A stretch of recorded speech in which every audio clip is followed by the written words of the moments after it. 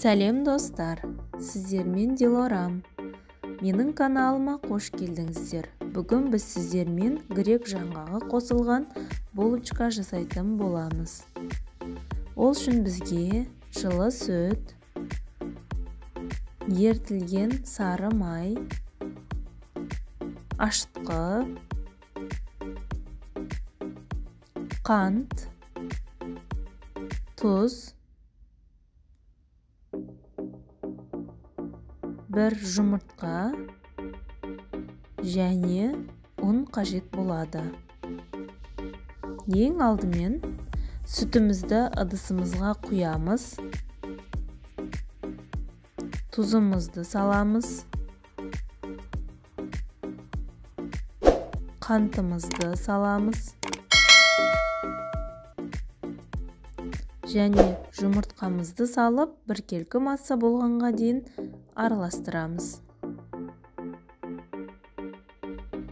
Ерітілген сары майымызды құямыз. Енді барлығын жақсылап араластырамыз.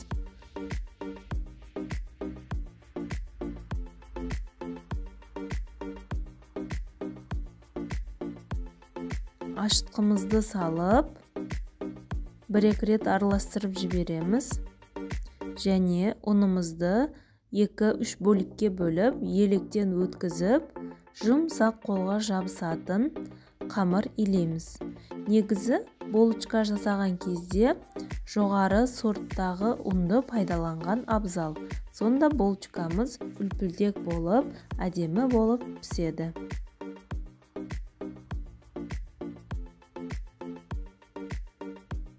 Осылайша қамыр илейміз және қолымызды өсімдік майымен майлап, біркелкі масса болғанға дейін жақсылап қамырымызды илейміз.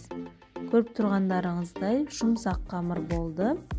Бетін жауып, жылы жерге 1 сағатқа көтерілгенге дейін қалдырамыз.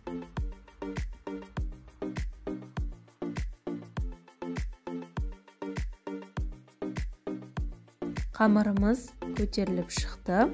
Енді астына ұн сеуіп, қамырымызды алып, ұн сеуіп, жаямыз. Жайған кезде 2 см қалыңдықта жайылу керек.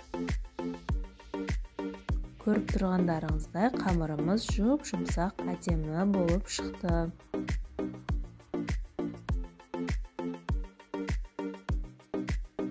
Енді салмасына мен грек жаңғағын пайдаландым. Сіздер басқа нәрсе пайдалансаңыздар да болады. Мысалы, мак пайдалансаңыздар болады. Немесе варенье пайдалансаңыздар, джем пайдалансаңыздар болады.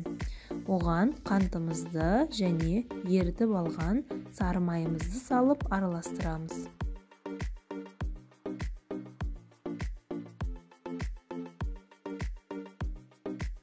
Осылайша бір-тегіс қылып жайып шығамыз. Және оны осы видеода көрсетілгендей алдымен астыңғы жағын, сосын үстіңгі жағын бір-бірінің үстіне жеткізіп, жақсылап жан-жақтарын бірдей етіп дұрыстаймыз. Ортасындағы ауасын шығарып тастаймыз. Және 5-6 см болатындай етіп, осылайша кесіп шығамыз, бөліктерге бөліп. Енді формасын сіздер мүмкін басқаша істегілеріңіз келетін шығар. Ол өздеріңіздің қалауларыңызға байланысты. Енді осылай бұрап, екі ұшын бір-біріне жабыстырып қоямыз. Көріп тұрғандарыңыздай әдемі болып шығады. Барлығын осылай істеп, противенімізге жайғастырамыз барлығын. Және бетін жауып, 20 минут жарты сағатқа қалдырамыз, тағы көтеріліп шығу үшін. Мінекей булочкаларымыз әдемі болып көтерілді. Енді бетіне жұмыртқамызды жағып, қызып тұрған пеште осындай түске кіргенге дейін пісіріп аламыз және бетіне сироп немесе бал жағамыз. Міндетті түрде осы рецепт бойынша жасап көріңіздер. Видеоны соңына дейін қарағандарыңыз үшін рахмет.